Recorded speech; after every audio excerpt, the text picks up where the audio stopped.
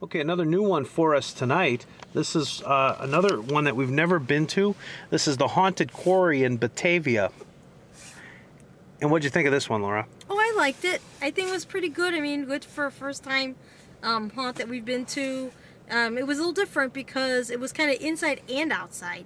So there was like a trail which had the outdoor feeling, you know, where you're kind of almost like a Camp Crystal Lake feeling to me, even though they had Michael Myers there instead, but still great effect and always bonus points for that, for me. But you kind of go in and out, which is a different kind of, you know, normally haunts are either inside or outside, or it's like half and half. This one, you start in, you go out, go back in, start and come back out, you know, so it's like, it's a little different setup. But I thought it was really good. The actors were good.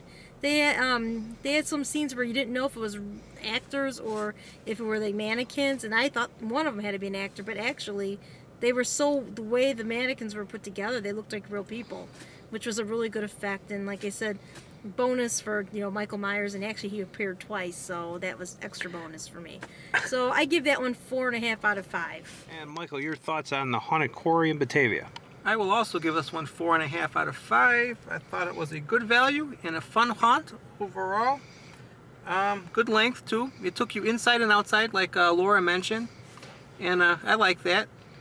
Let's see. And I wrote, horror isn't confined to one place unless you're on the Nostromo. And I wrote, there's creative creeps. Yep. And there's 2 Michael Myers, so perhaps one was Ben Tramer. Yeah, right. Ben Tramer. And my favorite part was a pig-headed man who looked like he belonged in the Wicker Man.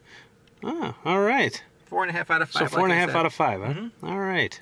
And I think I'm gonna probably continue that. I'm gonna give it a 4.5 just for creativity, because, as everybody mentioned, it took you inside and outside of the haunt, and none of the buildings were connected to each other. There were about 5 different buildings, and they were all sort of park district buildings with spaces in between, but they made a very effective use of going into and out of these buildings. For example, we were walking along this trail, and it had red flashing skulls with red eyes that flashed. That was our path along this trail.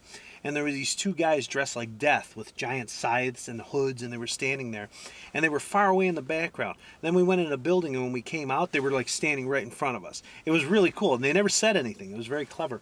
A couple pop-out scares. They had an animal area where some guy was in a cage, and you couldn't really see him because of a strobe. He came out. And the very first room we went into, they got me because there were 2 live actors. One was on the other one's back, and they were both in masks. It was just weird. You never see things like that. So for creativity, I'll definitely have to give it a 4.5 out of 5. Very creative. Younger kids mostly in there, so the scares weren't in your face and intense, but they were fun. Fun scares and pretty creative and clever. So 4.5 out of 5.